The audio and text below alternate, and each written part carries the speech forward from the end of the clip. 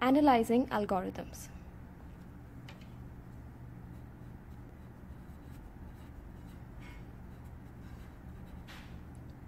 An algorithm is a set of steps required to solve a particular problem.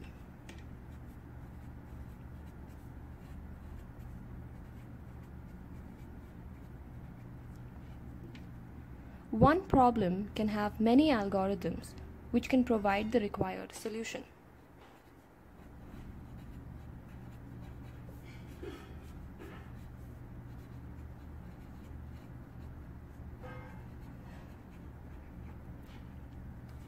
In such a case, we need to have a method of finding the best algorithm which can solve the problem. So we need to compare algorithms on the basis of time.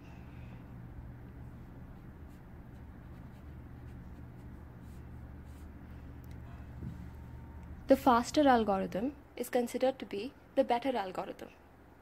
In other words, the algorithm which takes the least amount of time is considered to be the best algorithm. Now, an algorithm takes an input and produces an output. The time with which it does so is largely dependent on the input. Let me explain this with an example. So let us consider a very simple search function.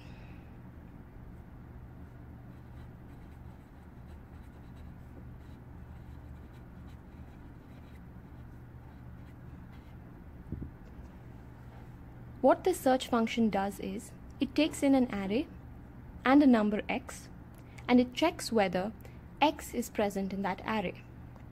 So it traverses the array element by element, checking if the element in the array is equal to x. When the element in the array is equal to x, the search will be successful and the algorithm stops.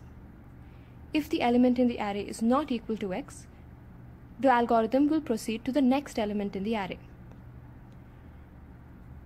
If x is not equal to any of the elements in the array, the search will be returned as unsuccessful. So let us look at a few cases that this algorithm will encounter.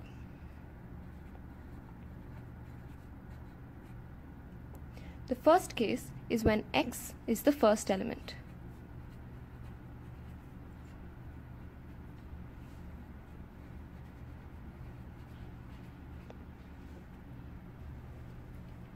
When x is the first element, the algorithm is going to check the first element if it is equal to x. This is true, and therefore the search will return as successful. The number of checks made by this algorithm will be 1.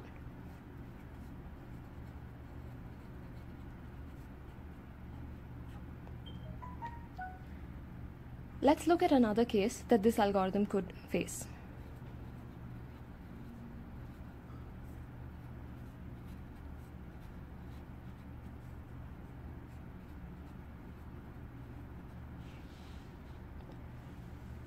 Case 2 is x is not present in the array.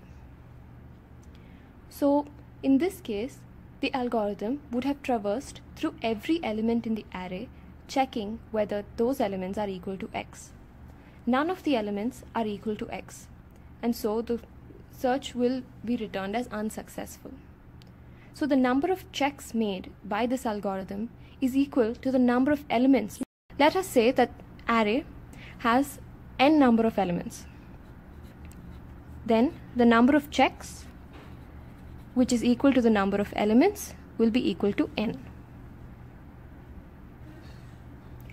Case 1 here is the best case, and case 2 is the worst case. As you can see, the number of checks in the worst case is much larger than the number of checks in the best case.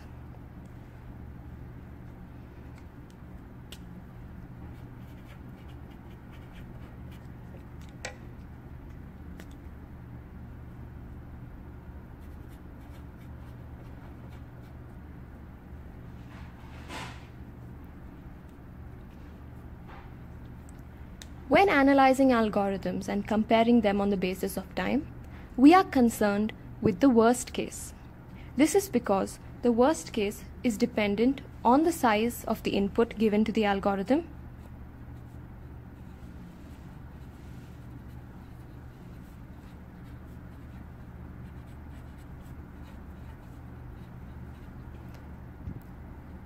Also, when we analyze the worst case of an algorithm and we try to reduce the worst case time, we will in the process also be reducing the best case and the average case as well. So it is better to be concerned with the worst case when analyzing algorithms. So when the worst case time goes down, this implies that the best case time will also go down. Now that we are convinced that the worst case time is what we must be concerned with while analyzing algorithms, the question arises, how do we calculate the worst case time given an algorithm? This can be done by counting operations in the worst case. So let's see how to calculate worst case time given an algorithm. We do this by counting the operations taken by that algorithm in the worst case. Before we start counting the operations of an actual algorithm, let's go over a few rules.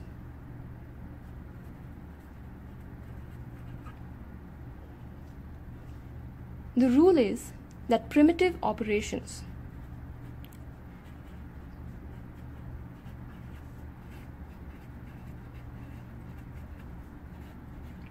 such as assignment,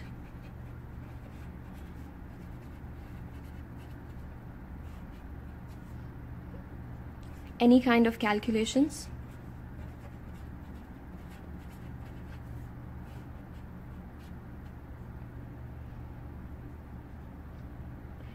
indexing into an array,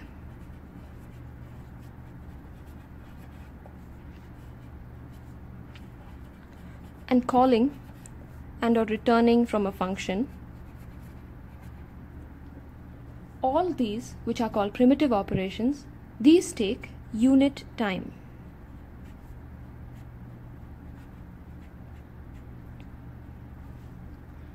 Let's look at a few examples and see if we can count the primitive operations in those statements.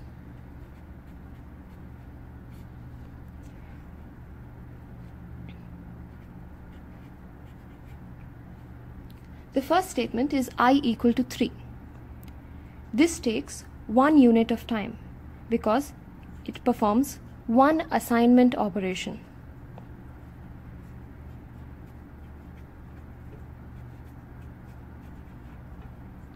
The second example is array of I equal to 3. This takes 2 units of time.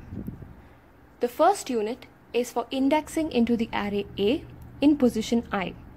The second unit of time is assigning 3 to this element. In this way, we can count the number of operations in an entire algorithm.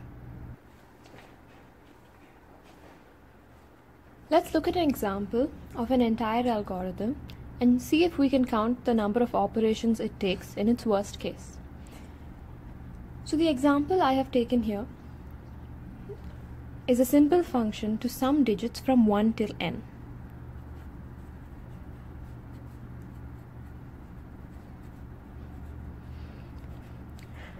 I'm taking n as my input variable. The first step is I'm going to assign a variable called sum the value of 0. Then I will have a for loop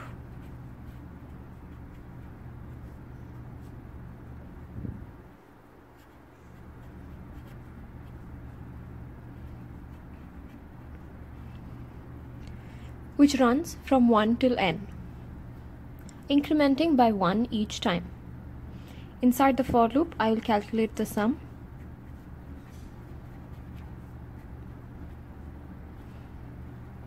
And once I'm done calculating the sum, I'll return the sum.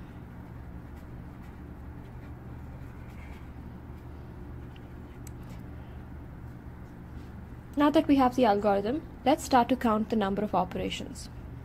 So the first step is going to take one operation.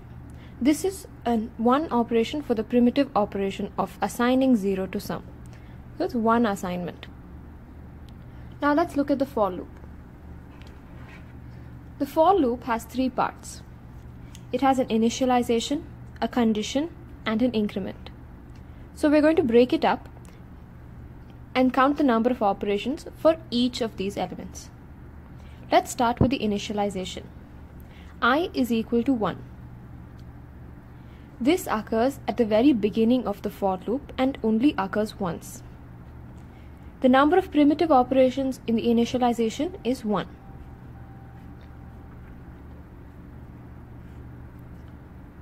And that only occurs once. So we are done with counting the number of operations done by the initialization. Let's look at the other two parts. We have the condition and we have the increment. It is important to note that the condition is checked before the for loop executes and the increment is performed after the for loop is done executing. Now this loop runs from 1 up till n. Therefore, this loop runs n times because it increments by 1 each time.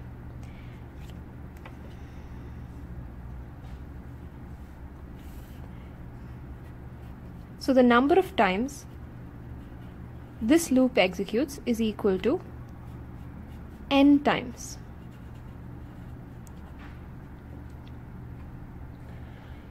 So the condition is checked at the beginning of all the n times that the loop is entered.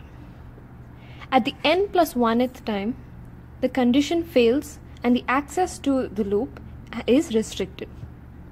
So the condition is checked n plus 1 times. N times when it enters the loop and 1 extra time when the loop access is restricted and the condition fails.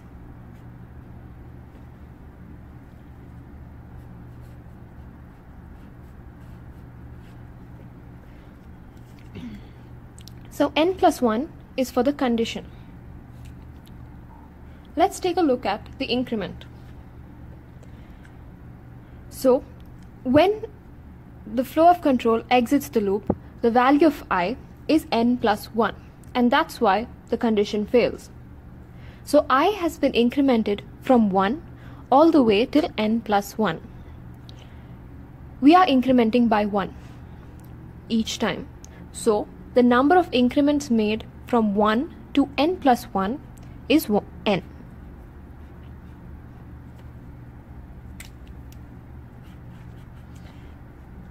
This is for the increment. Let's look at what is inside the loop. We have one statement. This statement on its own will take two primitive operations. One primitive operation to calculate sum plus I and one primitive operation to assign the value of sum plus I back into sum. So this takes 2 units of time. We have already mentioned that the number of times the loop executes is n times. So the number of times this statement will execute will also be n times. So the time taken in this algorithm by this statement is 2 into n. Now we have come out of the loop and we have to return sum. This occurs only once and takes one primitive operation or 1 unit of time. Now that we have counted operations throughout this algorithm, let's add it up and see the total time taken by the algorithm. So the total time is equal to 1 plus 1 plus n plus 1 plus n plus 2n plus 1. When we take the sum, we arrive at 4n plus 4. This is the total time taken by the algorithm in its worst case. So we can say that time is a function of the input size. And in this case, t of n is equal to 4n plus 4.